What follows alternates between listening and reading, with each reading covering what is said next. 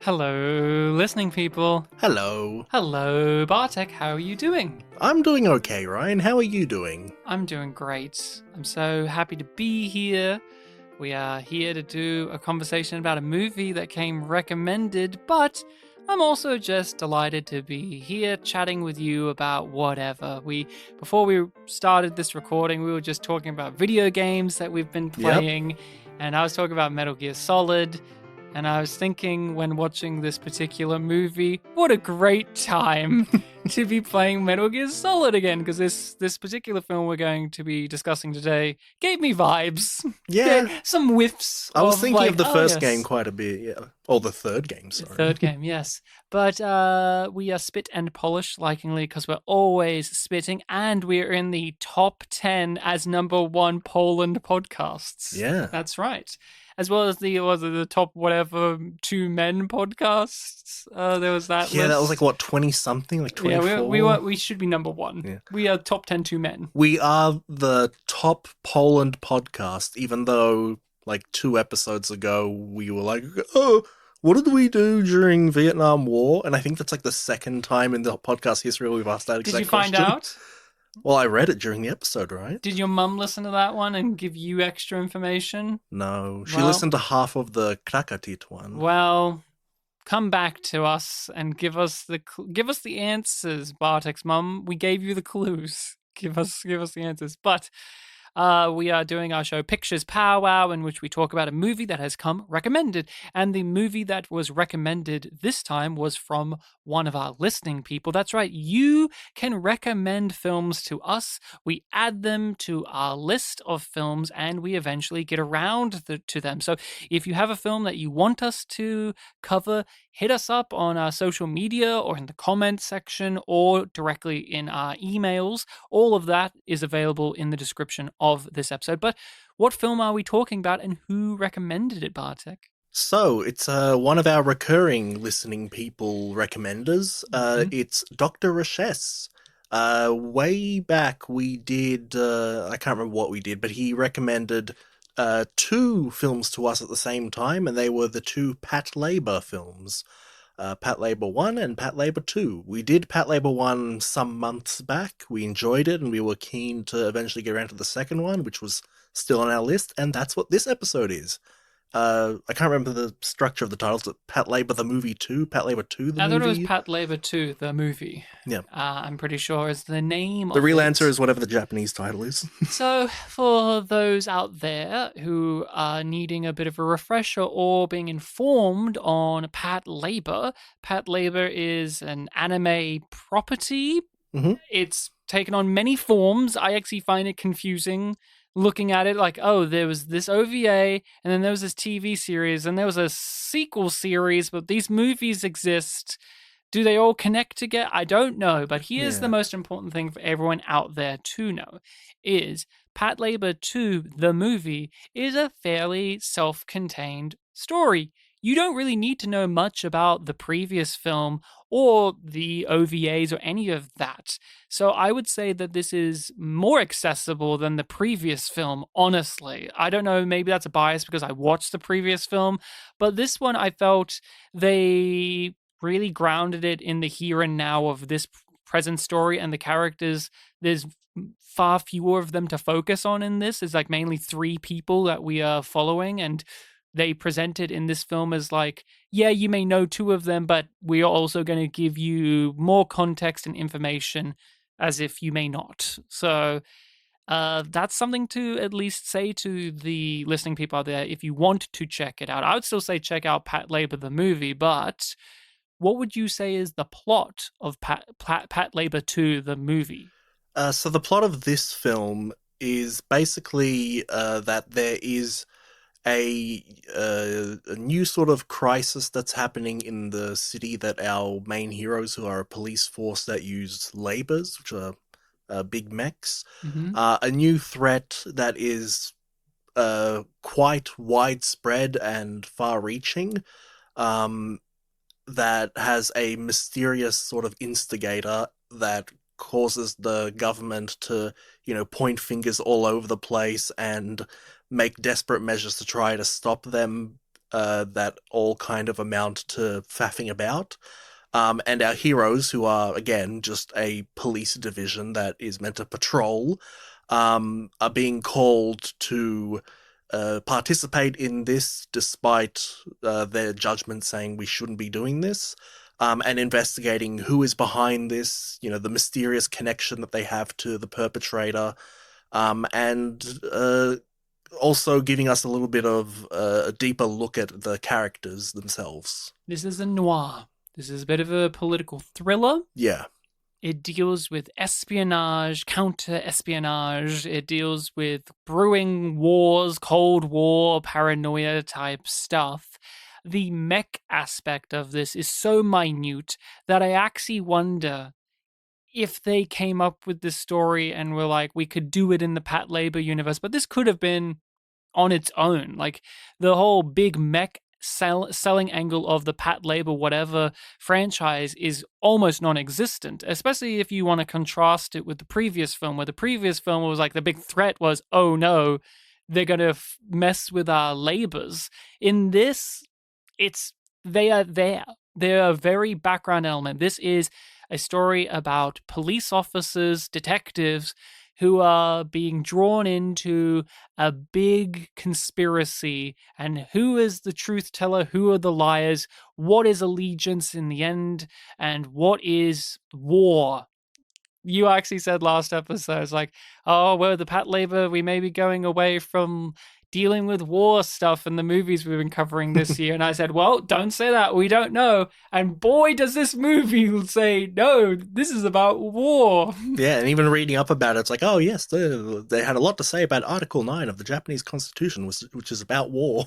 Yes, indeed. So neither of us had seen this before watching it. History is basically that this commenter has made us aware of the Patlabor series. I had never heard of any Patlabor stuff before. I had never known of its existence. None of the iconography or characters are like, oh, I know of that. Nothing. This is all completely new to me. Was that the case for you? You had never really engaged in the Patlabor stuff? You didn't know much? I was the same as you, basically. Just listen to our episode on the first film. We kind of go into it. We go into, our understanding of what the franchise is, where, it started as OVAs, got the movies, and that's one continuity, and there's like the TV continuity, and then there are all these spin-offs. It's one that I hadn't heard of. But then after we did that first episode, that weird phenomenon happens where, like, oh, I see references to it pop up here and there. I liked this one Facebook page that was related to like anime, so sometimes I get recommendations to like other Facebook pages and I see like an example post, and there've been a couple where it's like, oh, look at this, promotional image that was on a magazine, and it's of, Noah from this franchise resting on top of her, labor Alphonse, and it's like, oh wow, okay, so like that was like an iconic thing in the 80s. And then literally just the other day I had another one it was a very long image. It was like from this magazine called, I think, Animage or something. It was like the top 5 female characters from every year from like somewhere in the early 80s to like 2015. And there were like 2 years in a row where that character I mentioned, Noah, was like 2 of them there. So it's like, okay, she had some sort of, this was a bit significant in the 80s at least. Oh, yes. 80s to 90s, yes. Patlabor is something as well where what I understand is the OVAs and the TV show, basically anything outside of the movies is slice of life comedy affair. Yeah, I remember. And then we watch these movies and they're hard-hitting espionage, sci-fi, philosophical, and you can definitely tell, oh, these are the people that would go on to make Ghost in the Shell. Of course it is. And I've never watched the shows, and I'm so curious of like how we get from there to here, back to there again. Because it's like after this, there are more shows, and it's still slice of life comedy, and I don't know how or why. In between us doing that episode and this episode, we watched an anime called Planetes, and I remember in our first session, we watched the first couple of episodes, I turned to you and I said, this is what I imagine the Patlabor OVAs to be like, because there is just a lot of, co-workers faffing about, getting to some like funny hijinks and funny dynamics. And, seeing screenshots from the OVAs, like the character designs are different. Like they got like these big expressive eyebrows. They have like anime mouthy reactions and things Yes, like that. indeed. They very much remind me of animes from a previous era than the one that these movies are evoking Yeah, for like sure. it's not the same as like Dragon Ball, but like I can Hmm. see that this is existing at like the same time. Yeah, like some of those designs I've looked at, it kind of reminds me in part of Lupin stuff, where it's just like these Yeah. cartoony, much more than these more natural looking characters. But Patlabor 2 itself, what did we think? What did we feel? What did we react to? I will just hit it first. Simple. This did everything I wanted the first movie to do. It focused in on characters.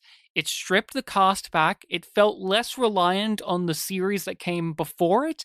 It was much more serious. There's like maybe 0.1% humor in this film. Mm. It is a straightforward procedural story that opens up the political and social ramifications of the world. Basically, I asked for a lot of this in our last discussion of the Patlabor movie, and it gave me that. I was very satisfied with this. I think this is great. I loved it. I am looking forward to watching it again at some point. But also, just a random observation I'll just say before throwing it over to you.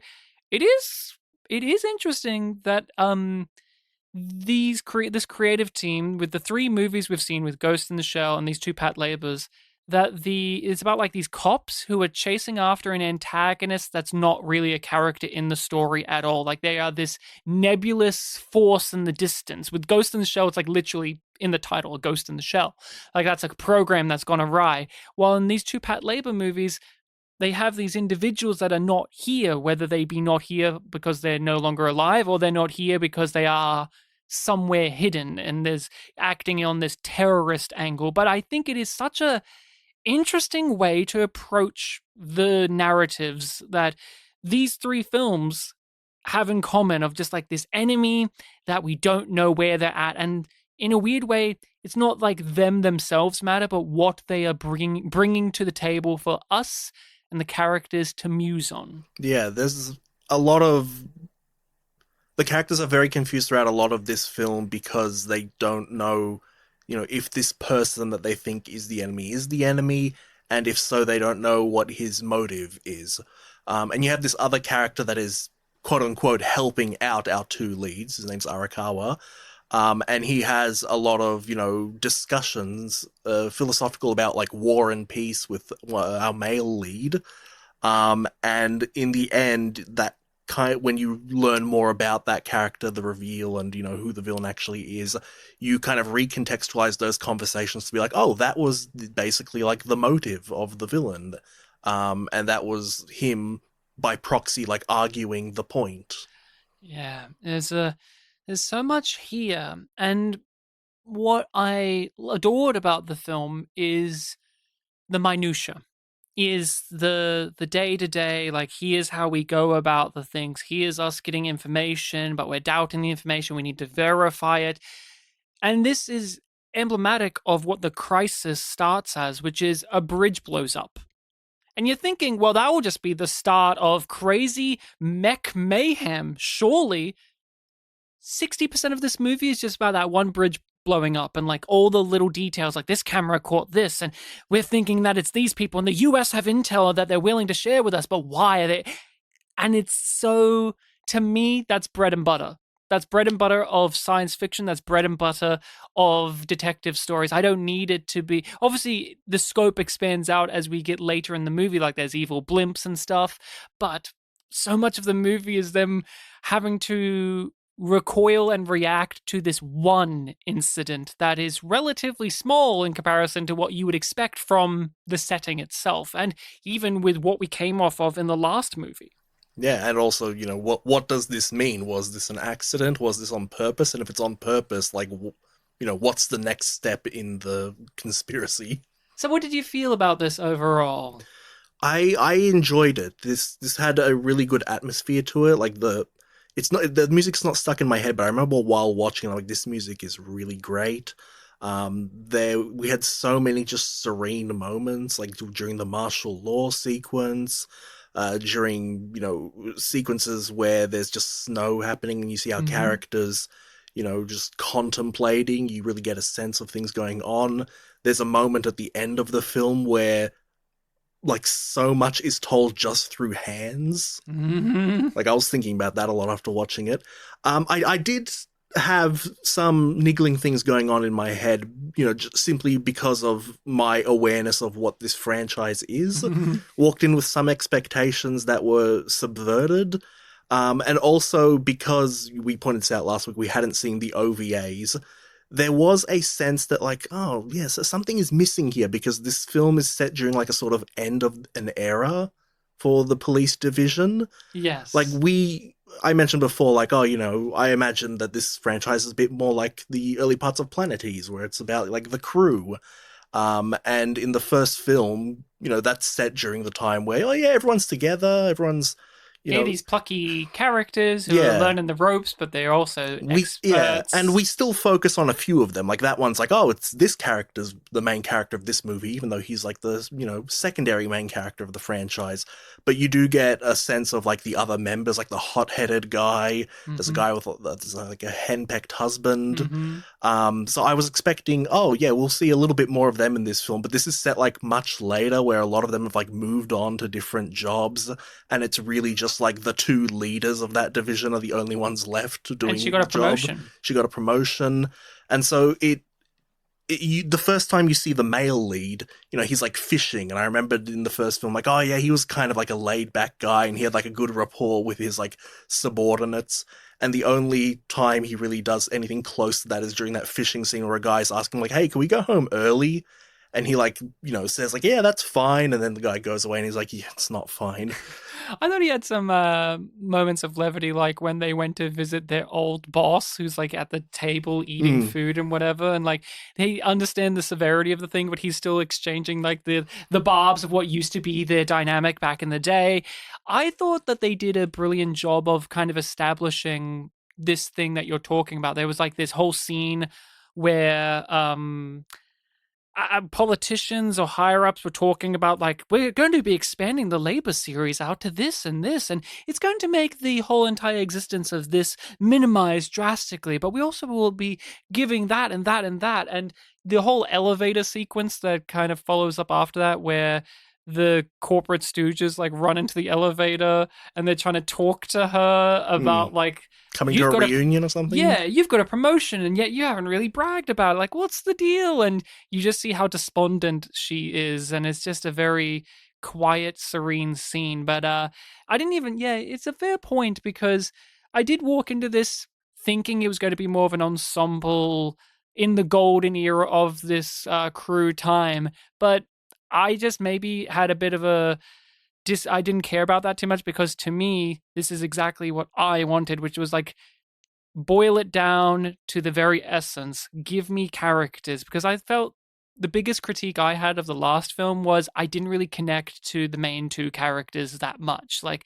they were good, but I didn't feel like we had enough time to really know who they were and what they were about. And they were a little bit too plucky, optimistic goofballs for the situation that they were in for my liking. And this film almost feels like a response to that. Like those two characters from the last film, like they get their stuff here and there, especially what's her name again? The one with the short red hair from Noah. yeah, she gets like nothing in this movie. They're like, yeah, she exists.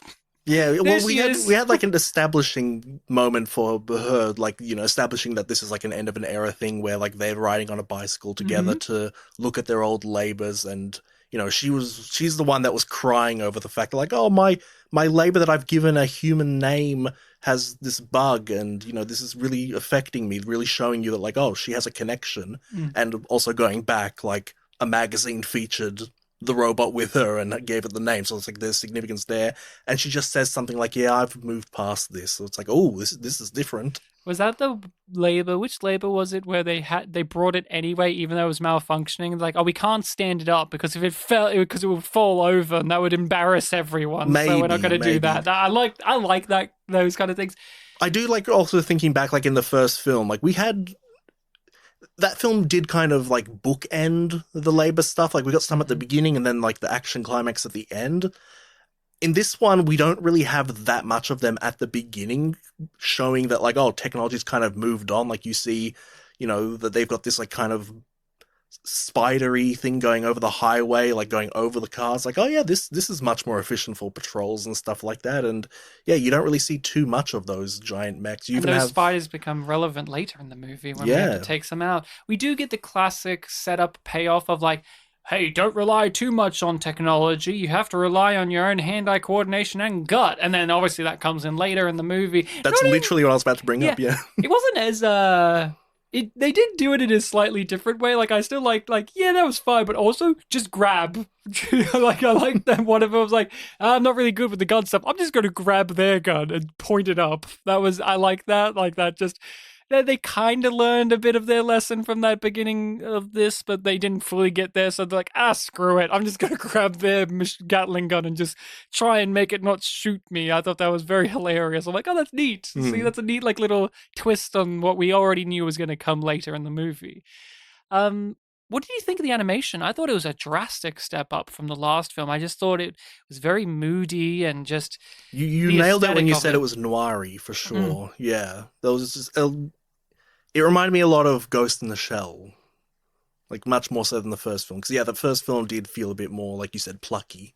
Did it all? It also made me think of Perfect Blue in many Yeah, scenes. yeah, a little bit. Did you know that he was involved in this movie, Satoshi Kon?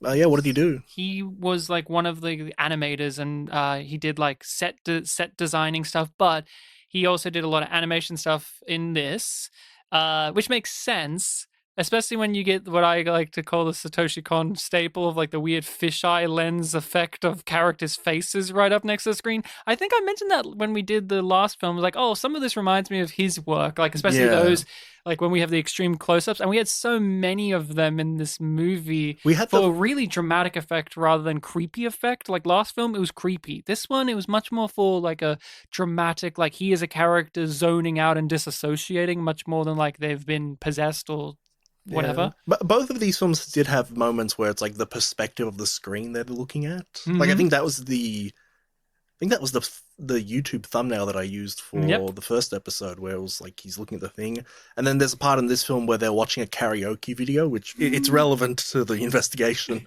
and it's just the perspective of these three characters huddled around, and it's so One claustrophobic. of them has glasses. You see the reflection of the TV in the Hmm. glasses.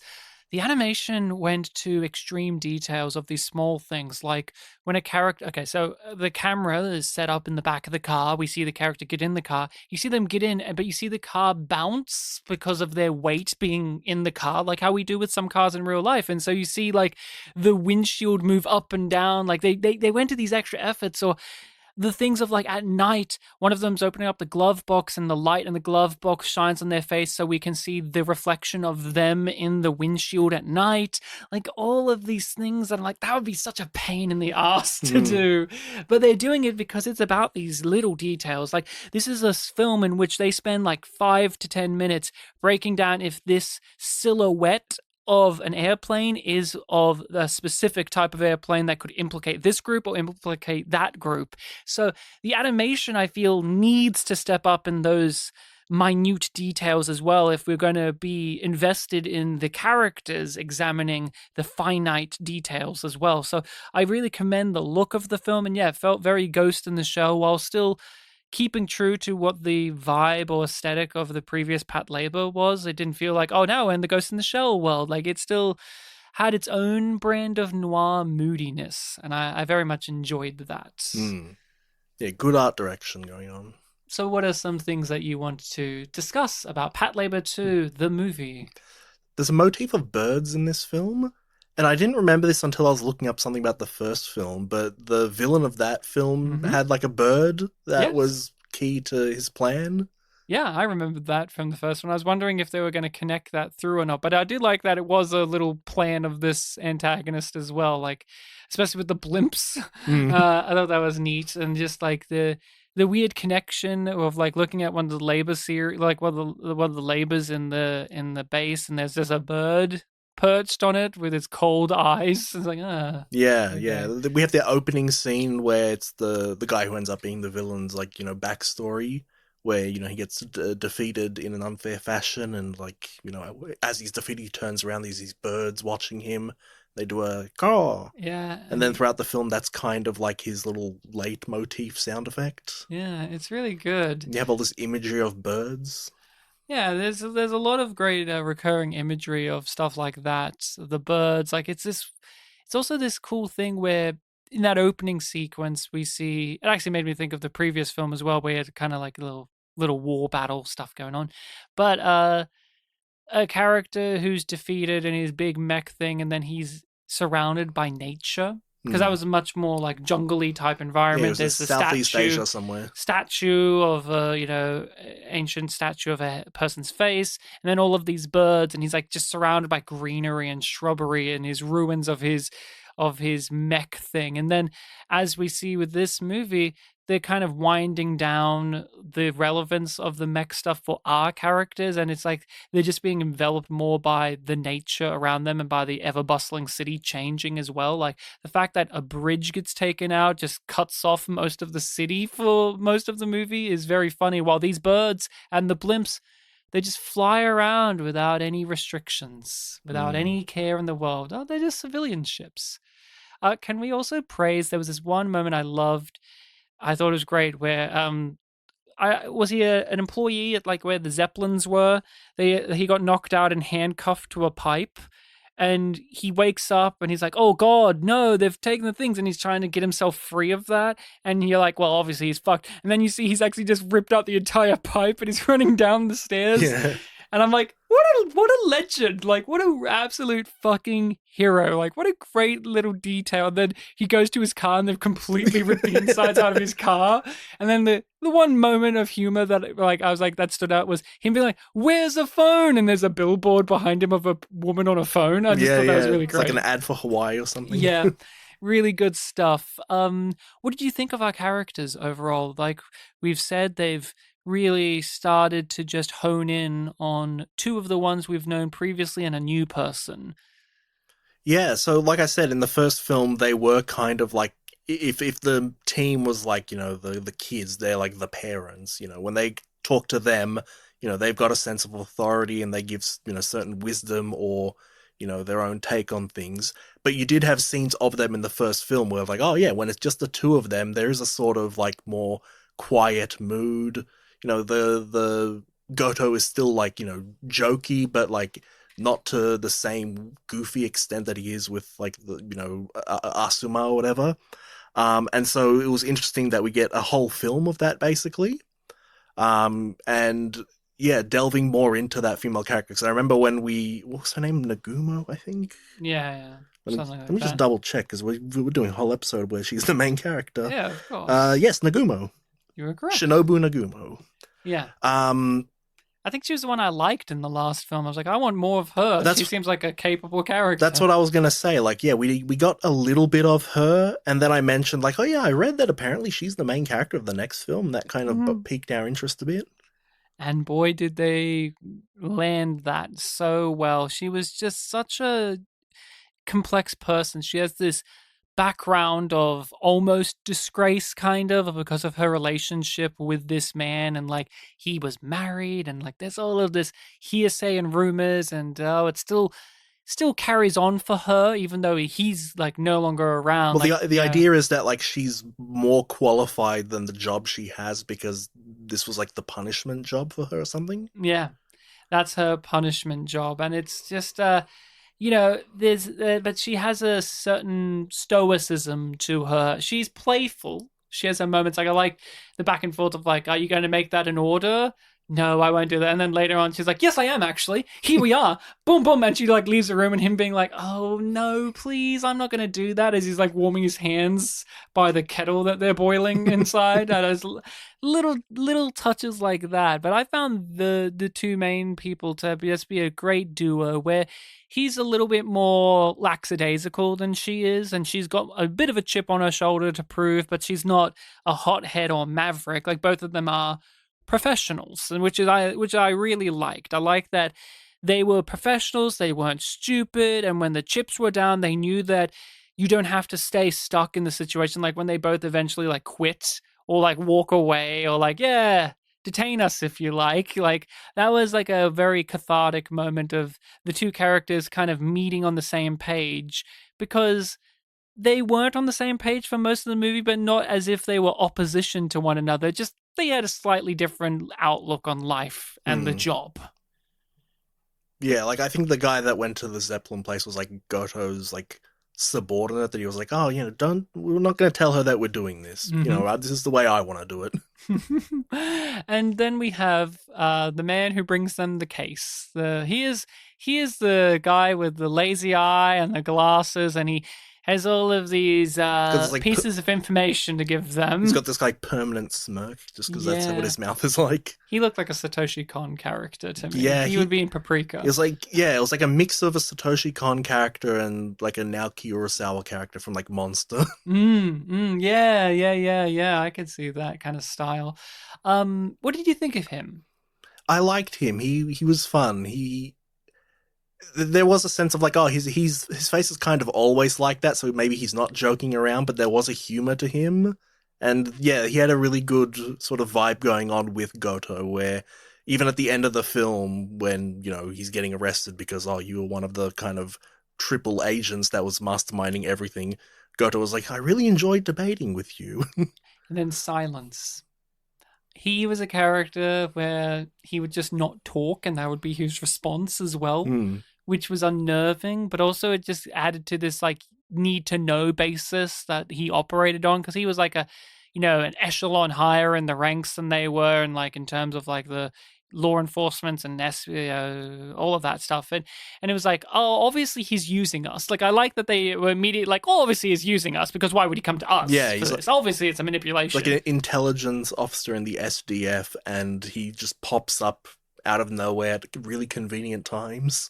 And he gives these philosophical points of view that are very subdued in the way that he talks about them, but they're hefty. There's something that you are left thinking about for many, many scenes after they're talked about, or even just how he is a person. Like, I really was enamored by the conversation about their uniforms.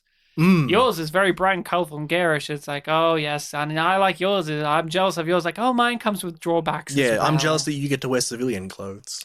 Mine comes with drawbacks as well. You have to be dressed in a way that's inconspicuous, but to show that you're not the enemy, Mm. which is a nice little piece considering his character is the enemy in the end. Like, and it's not as if that was a shocking reveal to me, but I kind of did appreciate and enjoy his character nonetheless, even though I kind of knew, oh, and they knew too, like he's using them, he's obviously In on the in wrong side of things, but since we got to know his ideology, we knew it was different enough from whatever a semblance of an ideology the quote unquote real antagonist had. So there was a level of like, you're probably in on this, but you're not in on it on the same level as whoever is really in charge here. Yeah, the big conversation they had about his kind of motive was when they were debating whether a just war is better than an unjust peace.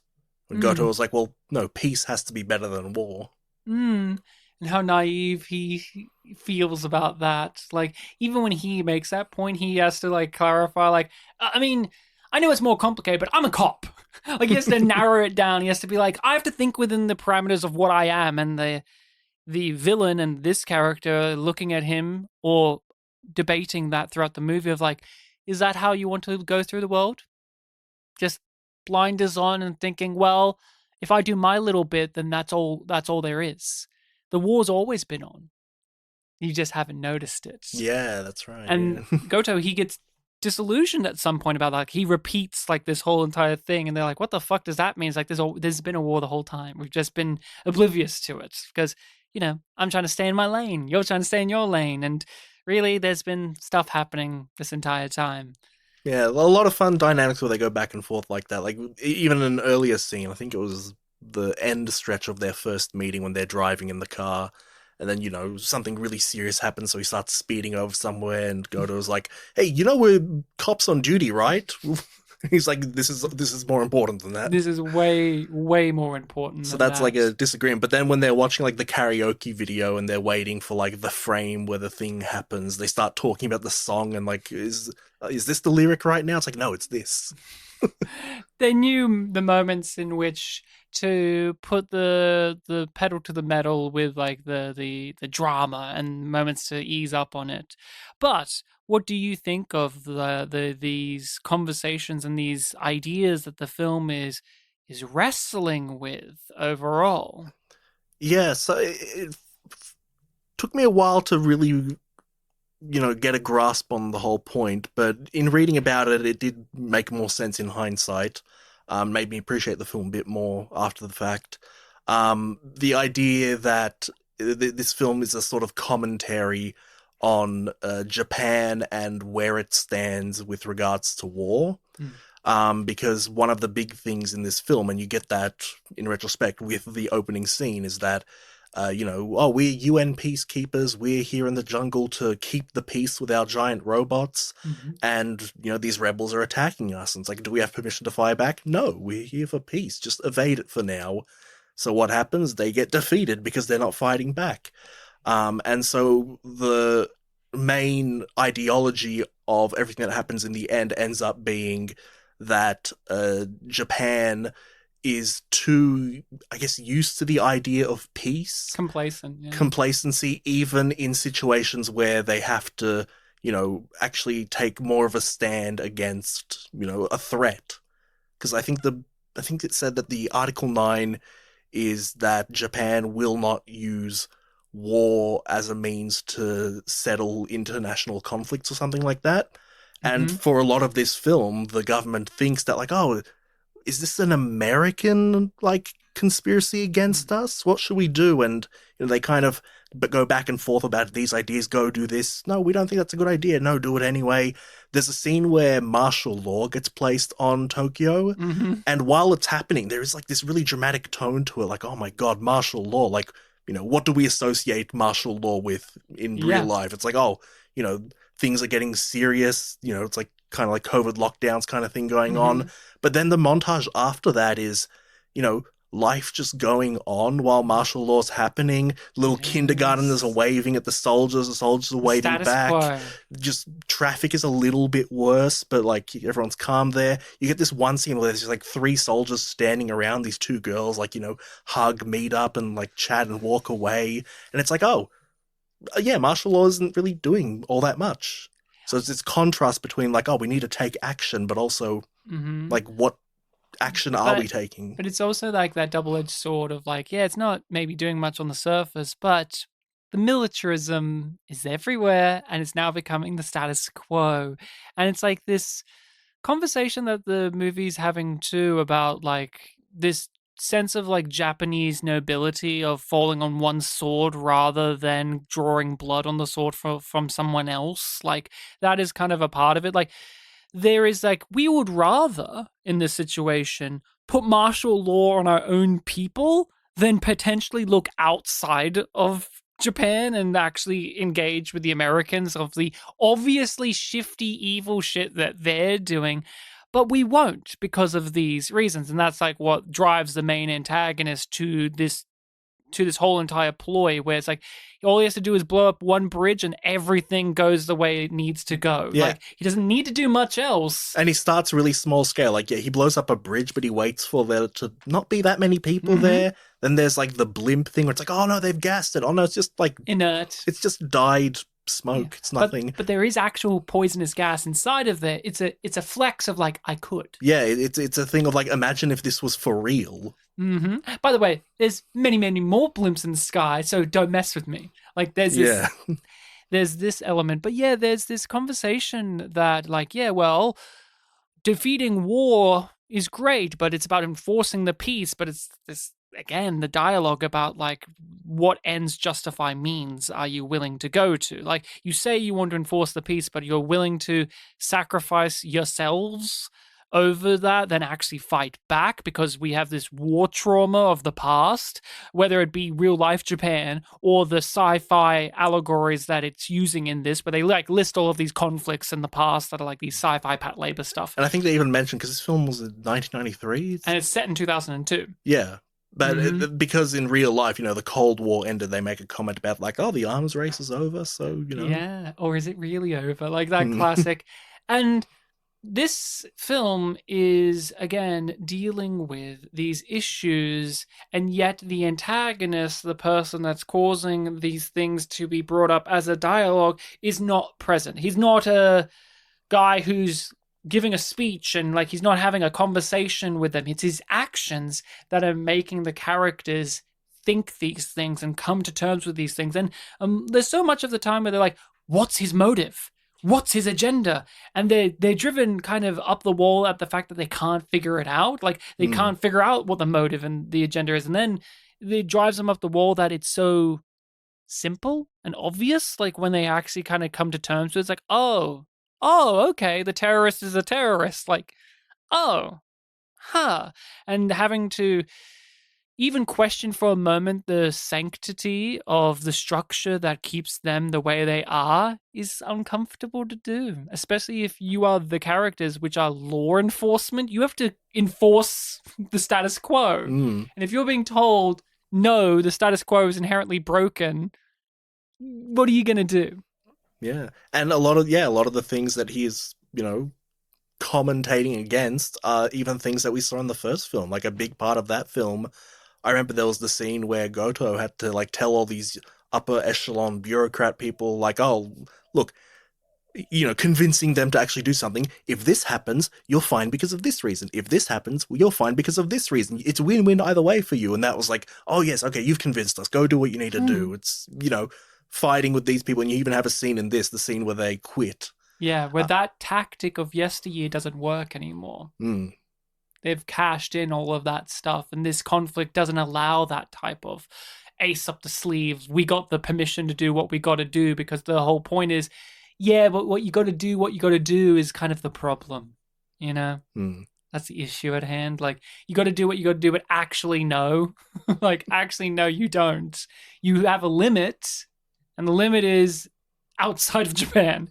Like, you're willing to fuck over Japan itself more than maybe annoy the US or anything. It's a conflict that I haven't thought about before. And yes, it, as we said, it very much ties into like Japanese society and like their views on war, but it is something that you can on a thinking level relate to, or at least think about, of like, oh, how does that affect where I'm from, and what does that commentate about? And also, we live in a post 9/11 world, and although this was made before then, and it's ironically set after then, the year after, the film is dealing with like these type of guerrilla war, terrorist. What do you do? How much do you pretend as a nation that this is your noble belief system when you are threatened even in a minor way, like a building blowing up, rather than, oh, I don't know, an atomic bomb being dropped on you? Like, this one building will blow up or one bridge will blow up, and it actually rattles you to your core. Yeah, it questions that like very baseline thing of like, if we're for peace, why do we have a military? And it's like, well, even the people that, enforce that military kind of do want peace regardless of that, and that's kind of where the complacency comes in. Yeah, it brings in sort of like that base level thought and shows what happens when that base level thought is taken really seriously. I'm trying to think what else is there that I want to go over. Oh, the villain himself. We do meet him. He's older now. Tsuge, I think. White-haired, and he has a scar on his eyebrow that he got from the... Do we only see him 3 times? Like the beginning, the canal scene, and the end? Yeah. And he lives. He decided to live. Why didn't you just kill yourself? I wanted to stay. See the future of this city. He looks out the window, and that's where we're going to end this. And it's this unsettling... You're not feeling good when he says that, It's not like an upbeat thing. It's still this level of like, you may have defeated me personally, but did you beat me really? We'll have to wait and see, won't we? Nice. Bittersweet. A nice noir type ending. I really enjoyed. I'm a big fan of Patlabor 2, the movie. I'm dying to know what the Patlabor shows are, considering everything I know about them is so not this. Even the third film I heard is kind of not this. Well, that one's apparently set between one and two. Directed by somebody else. Yeah. I guess this is also like the last time this like production company was under this name, and it changes after this. So there's that slight difference as well. But are there any other things that you want to go over about the film itself, or behind the scenes, Well, or information you got? we brought up the ending scene earlier on. I was talking about the hands. Mm-hmm. The hands in that scene was really great. So the whole thing with our female lead, Shinobu, and Tsuge the villain, is that Tsuge used to be her instructor, and she had like an affair with him, even though he was married. And so throughout the film, you hear a lot about him. Nothing too specific. You don't see him. You don't get to hear him talk. But you do get a sense of like, okay, there was a history there. And the scene at the end where she confronts him, it's beyond the climax of the film. This is the resolution. She meets him, they exchange some words, and she's like, I have to arrest you. And then you get the shot of their four hands. Mm-hmm. And the first set of hands, she puts the cuffs on it. Then the second set of hands, they touch together. They like kind of reach for each other, and like very slowly but very fluidly animated to like that kind of, very intimate grasp. And just the movements of that second set of hands contrasting to like, the duty and consequences versus the feelings that we yearn for. Really beautiful. Great storytelling. Great use of animation. That's like it's powerful. Textbook beautiful like Japanese storytelling. It's so just emotional and wrought, and yet it still goes into the lore of it all. Like, yes, I'm a cop. Duty and honor versus love and connection. Where do the characters land in the end? And she's been very much throughout the movie being like, no, it's all about love. Love isn't important. It's all about the duty and the honor and the law, and like we're going to uphold these things. And not to say that she doesn't have feelings, but that's where this movie comes to with those hands. It's gorgeously animated, and it's very thoughtful in the shot compositions and those type of choices. It's very mature. Yeah. It's very mature. Feels like something that had to block out, maybe practice a bit.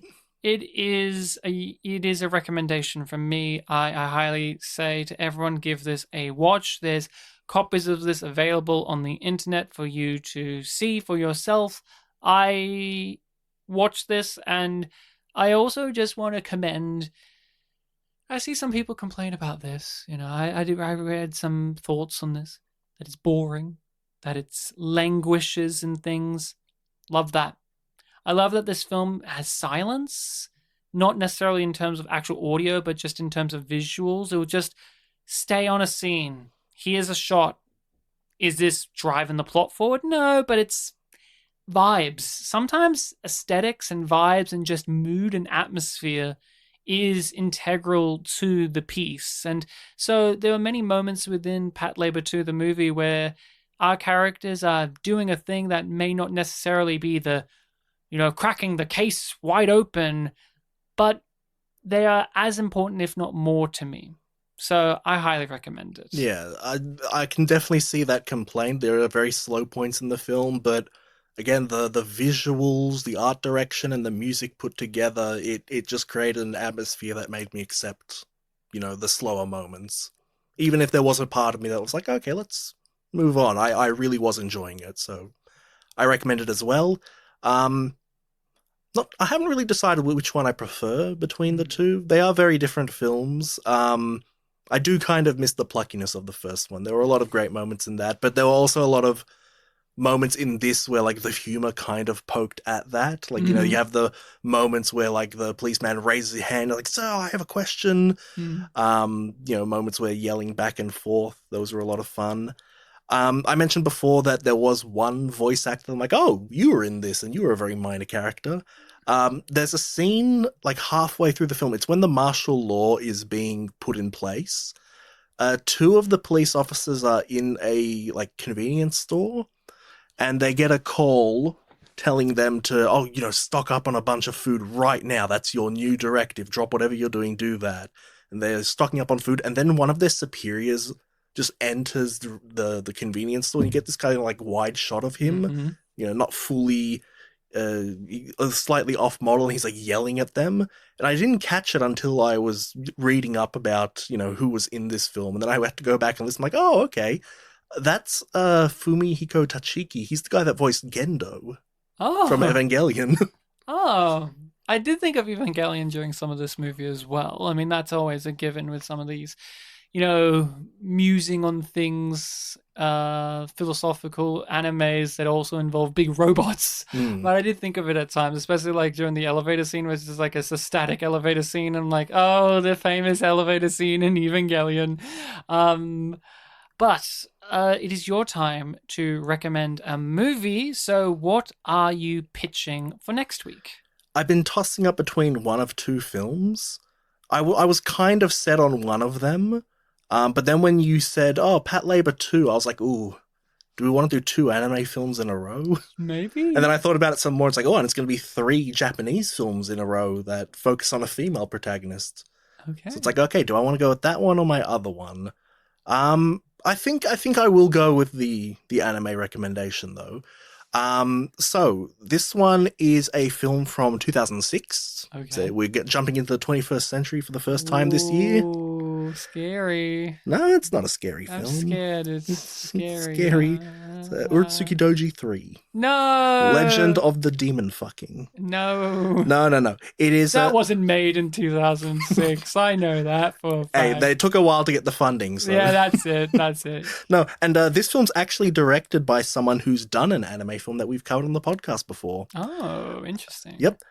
This film is from 2006, The Girl Who Leapt Through Time. Girl Who Leapt Through Time. Is it by the same director? Can I guess which? Sure, yeah. Was the film from the 21st century as well, or? Yes. Okay, after this one? Yes. Is it Pentema Inverted? No. Or whatever? Oh, Penguin Highway? No. No. It's the second anime film I ever recommended for Pictures Powwow. Oh. We did it while in lockdown remotely. That's what I thought of. Okay. What was it?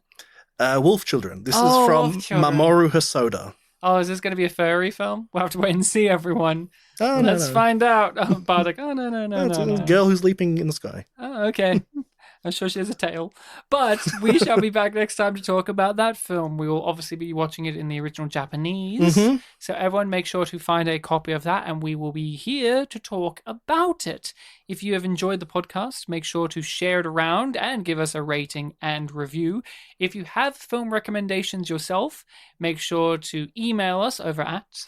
The email is spitandpolished@gmail.com. spitandpolished@gmail.com, and our social medias are on Facebook and Twitter, Spit and Polish Presents. You shall find us somewhere, somehow, some way. Is there anything you want to say before we leave our good listening people? Yeah, there's something very important that we have to say. It's to remind someone of a certain duty. Mm-hmm. Dr. Ashes, we now no longer have any of your suggestions on the list, so I know you're listening to this episode. You got to give us the next one. What's your doctorate in? Answer the question. They said they had a doctorate, not a doctorate. Yes. A doctorate. What is your belief system? Is it the Patlabor 2 bad guy or Patlabor 1 bad guy? Which one's ideology did you find more interesting? That's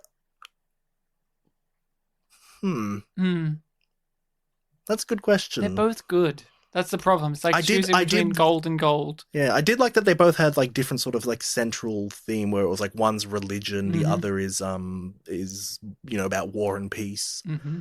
Yeah, I did like how in the first film, even though it was like a mystery of like, oh, who is this malfunctioning operating system spree, like intentional or not?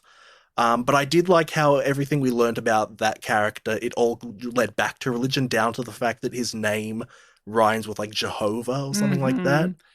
That's good, but that makes me kind of roll my eyes a little too sometimes when you go to that like level of it. It's like at the moment I'm playing Metal Gear Solid Peace Walker, and it's like every character's like their name relates to peace in some way.